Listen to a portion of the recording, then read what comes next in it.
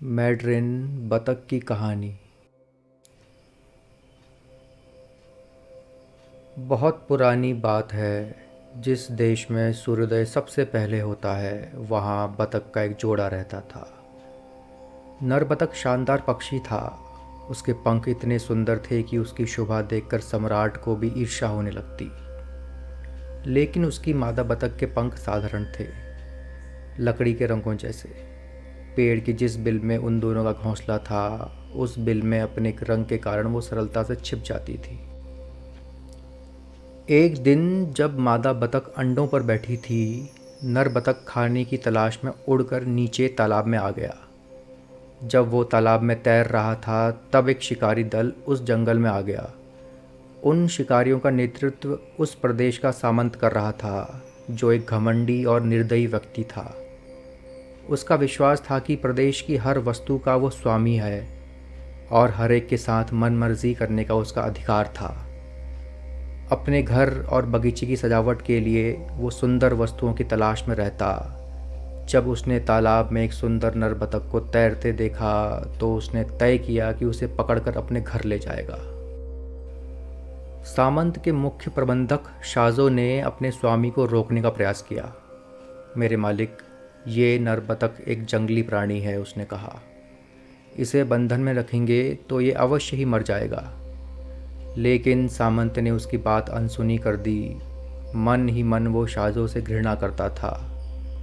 यद्यपि शाजो कभी सबसे शक्तिशाली योद्धा था, पर एक लड़ाई में उसने अपनी एक आंख गंवा दी और अब वो बिल्कुल सुंदर नहीं दिखाई देता था। सामंत ने अपने आदमियों से कहा कि झाड़ियाँ काट कर तालाब तक एक पतला रास्ता बना दें और उस रास्ते पर जगह जगह बलूत के बीज रख दें। जब नर बतख पानी से बाहर आया तो उसने बलूत के बीज देखे। वो कितना प्रसन्न हुआ। वो सतर्क रहना भूल गया। वो तो बस यही सोच रहा था कि इन बीजों को ले जाकर अपनी मादा के साथ बढ़िया दावत करेगा। जैसे ही अपनी लाल चोंच से वो एक बीज उठाने लगा, एक जाल उसके ऊपर आ गिरा। डरे हुए पक्षी को उठाकर सामंत के आदमी हवेली में ले गए और उसे बांस के बने एक पिंजड़े में बंद कर दिया। अपने नए पालतू जीव को पाकर सामंत बहुत प्रसन्न था। उसने एक दावत का आयोजन करवाया और दूर दूर से धनी जमींदारों को निमंत्रण दिया। उन सबको वो नर बतख दिखाना चाहता था और उसके सुंदर पंखों की शोभा का बखान करना चाहता था। और सच में नर बतख के पंख सबसे सुंदर बूटेदार वस्त्र से भी अधिक सुंदर थे। लेकिन नर बतख तो सिर्फ अपनी मादा की चिंता कर रहा था, जो अकेली ही अंडों पर बैठी थी। उसे कोई जानकारी न थी कि उसके साथी के साथ क्या हुआ। जैसे जैसे दिन बीतने लगे, नर बतख निराश होता गया। उसके सुंदर पंखों की शोभा घटने लगी। उसकी गर्वीली ककर्ष आवाज़ भी धीरे धीरे धीमी पड़ने लगी और फिर एक दिन वो पूरी तरह से चुप हो गया। रसोई की नौकरानी उसके लिए कितने ही स्वादिष्ट व्यंजन क्यों न लाती, वो खाने से इनकार कर देता। वो अपनी मादा के लिए दुखी था। सामंत को कोई वस्तु तब तक ही अच्छी लगती जब तक वो सुंदर होती थी और उसका गौरव बढ़ाती थी। इसलिए जब उसने देखा कि नर बतख बीमार पड़ गया तो उसे गुस्सा आया। शायद हमें इसे छोड़ देना चाहिए, शाजो ने सुझाव दिया, क्योंकि अब वो आपके किसी काम का नहीं रहा, मेरे मालिक। लेकिन किसी आदमी का उसे बताना कि उसे क्या करना चाहिए सामंत को अच्छा नहीं लगता था, और एक आंख वाले नौकर की बात तो उसे बिल्कुल पसंद नहीं आई। सामंत ने बतख को छोड़ने से मना कर दिया और आदेश दिया कि पिंजड़ा उसकी नज़रों से दूर हटा दिया जाए ताकि उस दुखी बतख को देखकर उसे गुस्सा न आए। जब यासुको रसोई में काम करने वाली उस नौकरानी का यही नाम था, उसने देखा कि बतख के पिंजड़े को बगीचे के सबसे दूर वाले कोने में रख दिया गया है, तो उसने उस पक्षी की जान बचाने का निश्चय किया। एक अंधियारी रात, जब आकाश में चांद भी नहीं था, बिना शोर किए वो बगीचे में आई। उसने बड़ी सावधानी के साथ पिंजरे का दरवाज़ा खोला और कोमलता से पक्षी को उठा लिया। चूँकि पक्षी इतना दुर्बल था कि वो उड़ न सकता था, वो उठाकर उसे जंगल के किनारे तक ले आई और उसे ज़मीन पर रख दिया। बतख ने अपने आप को एक बार झकझोरा, वो लड़की की ओर घूमा जैसे कि उसका अभिनंदन कर रहा हो, और फिर रात के अंधेरे में वो लुप्त हो गया। हर बड़े घर में कुछ ऐसे लोग भी होते हैं जिन्हें दूसरों को परेशान करने में बड़ा आनंद मिलता है। इस कारण दोपहर होने से पहले ही सामंत को पता लग गया कि नर बतख गायब हो चुका है। हालांकि सामंत की उसमें अब कोई रुचि न थी, फिर भी ये सोचकर कि किसी और ने उसकी वस्तु ले जाने का साहस किया था, वो आग बबूला हो गया। उसने तुरंत साजो को बुलाया। तुमने मेरा नर बतख क्यों चुराया? उसने गुस्से से पूछा। साजो गर्दन नीचे किए चुपचाप खड़ा था। उसने अपने बचाव में कुछ भी ना कहा। यद्यपि उसने बतख नहीं चुराया था, इस बतख को छोड़ देने का विचार कई बार उसके मन में आया था। वो इतना निष्कपट आदमी था कि उसके लिए पक्षी को छोड़ने की इच्छा करना पक्षी को सच में छोड़ने के समान था। सामंत ने आदेश दिया कि साजो की खूब पिटाई की जाए और उसका पद उससे छीन लिया जाए। यद्यपि साजो कभी एक शूरवीर योद्धा था और सामंत के बाद वो दूसरे स्थान पर आता था, अब उसे कचरा उठाने का काम सौंपा गया। जब यासुको ने देखा कि साजो को किस तरह अपमानित किया गया है, तब उसने उसे सच बता दिया।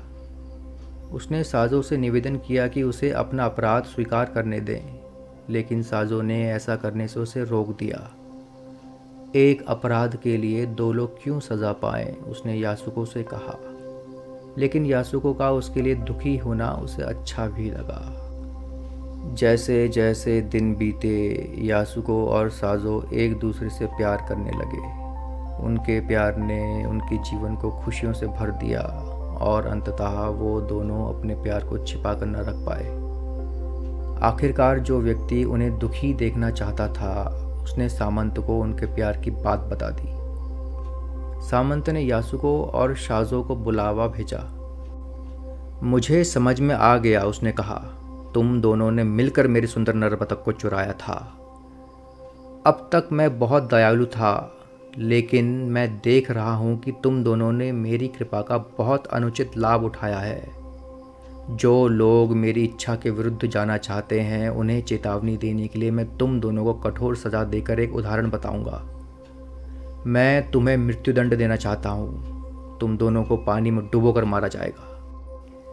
चूंकि सामंत के बोल ही उस प्रदेश का कानून था, उसका विरोध करने का कोई उपाय नहीं था। उसने अपने अनुचरों को बुलाया और अपराधियों के हाथ बंधवा दिए। दोनों को मृत्युदंड देते हुए उनको तालाब की ओर ले जाने के लिए अनुचर तैयार थे। पर जैसे ही वो तालाब की ओर जाने लगे, दो दूत सामंत के द्वार पर आ पहुंचे। दूतों की वेशभूषा से लग रहा था कि वो प्रतिष्ठित व्यक्ति थे। उन्होंने सामंत से कहा, दिव्य सम्राट ने अपने सपने में कृपानिधान बुद्ध के दर्शन किए, जिन्होंने सम्राट को आदेश दिया कि सारे साम्राज्य में मृत्युदंड समाप्त कर दिया जाए। अगर आपके प्रदेश में कोई ऐसा है जिसे मृत्युदंड देना है, तो उस व्यक्ति को तुरंत सम्राट के सामने प्रस्तुत किया जाए। ये आदेश सुनकर सामंत को बहुत गुस्सा आया, इतना गुस्सा कि वो शाही दूतों को ही मार डालता। लेकिन वो जानता था कि सम्राट का आदेश पालन करने के अतिरिक्त उसके पास कोई विकल्प न था। उसने अपने अनुचरों को हुक्म दिया कि दोनों अपराधियों को राजधानी ले जाया जाए। राजधानी पहुंचने के लिए 5 दिन की यात्रा करनी पड़ती। दिन बीते और यासुको और साजो थकावट से सुस्त पड़ने लगे। तीसरे दिन के समाप्ति तक, जब वो एक घने जंगल के बीच में थे, दुखी जोड़ा इतना थक गया कि एक कदम चलना भी उनके लिए असंभव हो गया था। बेसब्र पहरेदार उन पर चिल्लाने लगे और झटपट साथ चलने को कहने लगे, लेकिन सत्य तो ये था कि वो लोग उस भयानक जंगल से डरे हुए थे। जैसे ही रात हुई, अंधेरा और घना हो गया। यासुको और साजो को कुछ दिखाई नहीं दे रहा था। जल्दी ही उन्हें पता चल गया कि पहरेदार उन्हें छोड़कर आगे जा चुके हैं। अब उस डरावने जंगल के बीच में वो नितांत अकेले थे, बिना खाए और बिना पिए। उस अंधेरे में उन्होंने टटोलते हुए आगे बढ़ने का प्रयास किया, पर शीघ्र ही वो जंगल में भटक गए। आह, यासुको बोली, देखो मैं क्या कर बैठी। अगर मैंने मूर्खता ना की होती तो इस समय हम हवेली में सुरक्षित और आराम से होते। ऐसा मत कहो, साजो ने कहा।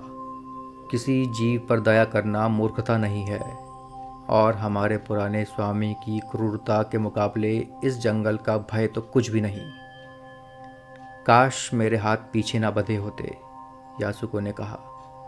मुझे लगता है कि अगर मैं तुम्हारा हाथ पकड़ पाती तो मुझे इतना डर न लगता। यहाँ आओ, साजो बोला। मेरे इतने निकट आकर खड़ी हो जाओ कि तुम्हारा कंधा मेरे कंधे को छूने लगे। फिर शायद इस अंधेरे में हमारे पिछुड़ने की संभावना कम हो जाएगी। तभी उन्हें सरसराहट की आवाज़ सुनाई दी। दोनों पत्थर की मूर्तियों के समान स्थिर खड़े हो गए और साहसी बनने की कोशिश करने लगे। आहा, एक नम्र आवाज़ सुनाई दी। हमने तुम लोगों को ढूंढ ही लिया। डरो नहीं, हम तुम्हें वहाँ ले जाएंगे जहाँ तुम विश्राम कर पाओगे। आप कौन हैं जो हमसे ऐसे बात कर रहे हैं? शाजो ने पूछा। उसकी आवाज़ डरी सहमी सी थी। हम सम्राट के दूत हैं, दूसरे ने कहा, पर वो भी उस घने अंधेरे में कहीं दिखाई नहीं दे रहा था। यासुको और शाजो जानते थे कि उन्हें इस आदेश का पालन करना ही होगा, लेकिन फिर भी वो थोड़ा भयभीत थे। उस अंधियारी काली रात में उन्हें कुछ दिखाई नहीं दे रहा था। उस अंधेरे में आगे चलते दूतों के रेशमी वस्त्रों की सरसराहट प्रेत रूपी आवाज़ लग रही थी। अंततः चारों जंगल के बीच एक खुली जगह पहुंच गए। वहां चांदनी में लकड़ी और घास की बनी कुटिया दिखाई दी। यासुको और साजो को शाही दूत कुटिया के भीतर ले आए। सबसे पहले उन्होंने एक दीपक जलाया। फिर उन्होंने उन रस्सियों को खोल दिया जिनसे उनके हाथ उनके पीछे बंधे थे। उन्होंने उनकी कलाइयों को हल्के से मालिश की। फिर बारी बारी से दोनों ने लकड़ी के एक टब में भरे साफ गर्म पानी से स्नान किया। जब यासुको और साजो ने नए कमीनों पहन लिए तो बढ़िया भोजन उनके सामने तैयार सजा था। दोनों नौकरों ने कृतज्ञतापूर्वक खाना खाया। वो इतने थके हुए थे कि उन्होंने ये भी नहीं सोचा कि उस जंगल में इतने स्वादिष्ट भोजन का प्रबंध कैसे हुआ। भोजन करने के बाद फर्श पर उनके लिए गद्दे बिछा दिए गए। गर्म रजाइयाँ ओढ़कर वो तुरंत सो गए। एक लोहे के बर्तन में उबलते चावल और बीन के सूप की सुगंध ने यासुको और साजो को सुबह सुबह ही उठा दिया, लेकिन शाही दूत उन्हें वहाँ कहीं दिखाई नहीं दिए। उनकी अनुकंपा के लिए हम उन्हें धन्यवाद भी न दे सके, यासुको बोली। दोनों कूद कर उठे और बाहर दरवाजे की ओर बढ़े। बाहर रास्ते पर मैंड्रिन बतख का एक जोड़ा था। नर बतख शानदार पक्षी था और उसके पंख इतने सुंदर थे कि उन पंखों की शोभा देखकर सम्राट को भी ईर्ष्या होने लगती।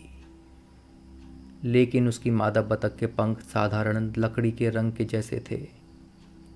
बतख उनकी ओर घूमी और ऐसा लगा कि वो झुककर उनका अभिवादन कर रही थी। फिर पेड़ों के ऊपर तीरों के समान सीधे और तेज़ी से उड़ते हुए वो दूर चले गए। यासुको और साजो कई वर्षों तक अपनी लकड़ी और घास की बनी कुटिया में रहे।